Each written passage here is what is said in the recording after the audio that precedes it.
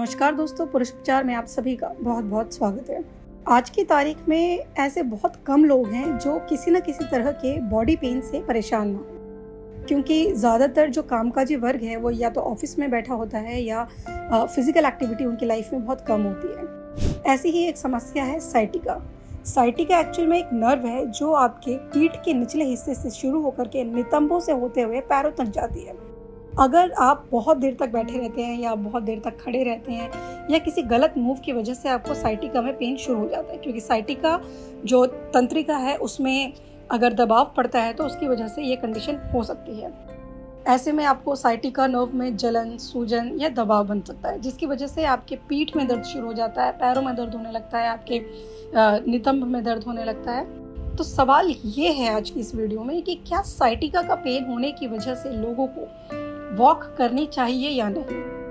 हम सभी जानते हैं वॉक एक बेहतरीन एक्सरसाइज है और इसको कोई भी कर सकता है, छोटा बच्चा भी, मिड एज का भी इंसान या जो बुजुर्ग हैं वो भी, क्योंकि वॉक आप अपने बॉडी की ज़रूरत के अनुसार स्पीड को कम या ज़्यादा कर सकते हैं, जिससे आपकी ओवरऑल बॉडी पर बहुत ही अच्छा और पॉजिटिव असर पड़ता है। तो कहने वाली बात ये रह गई कि साइटिका में पैदल चलना अच्छा होता है या नहीं।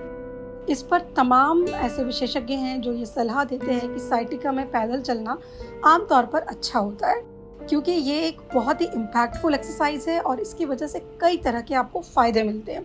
हाँ, लेकिन अगर आप साइटिका के पेशेंट हैं तो आपको इस बात का ध्यान ज़रूर रखना है कि अगर वॉक करते हुए पैरों पर स्ट्रेन ज़्यादा पड़ रहा है या नसों में आपको दबाव महसूस हो रहा है तो आपको वॉक नहीं करनी है। इसके बजाय आपको डॉक्टर के पास जाना है और अपना ट्रीटमेंट करवाना है। तो आइए जानते हैं कि साइटिका में पैदल चलने से किस किस तरह के आपको फ़ायदे मिल सकते हैं। इसका सबसे अच्छा फ़ायदा तो यह है कि आपका ब्लड सर्कुलेशन बेहतरीन हो जाता है।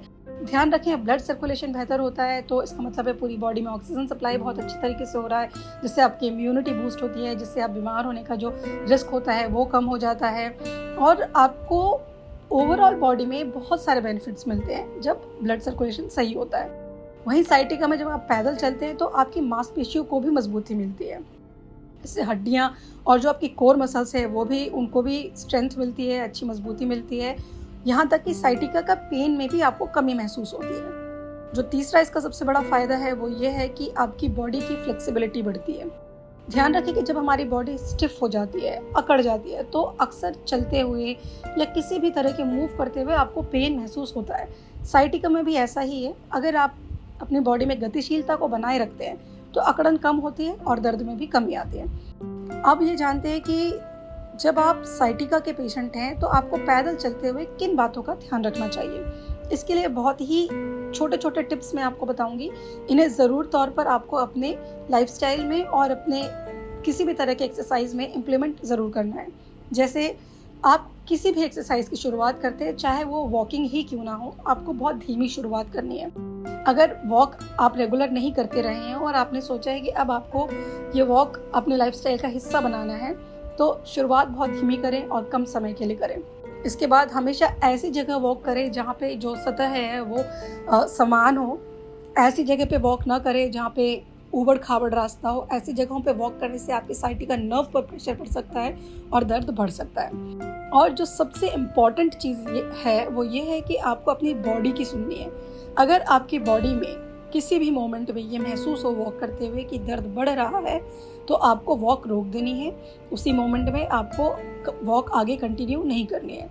तो आज के इस वीडियो में इतना ही। अगर आप इसी तरह की और भी इन्फॉर्मेटिव वीडियोस देखना चाहते हैं तो हमारे चैनल को ज़रूर और लाइक और सब्सक्राइब करें और अपने दोस्तों के साथ शेयर करना ना भूलें। Thank you.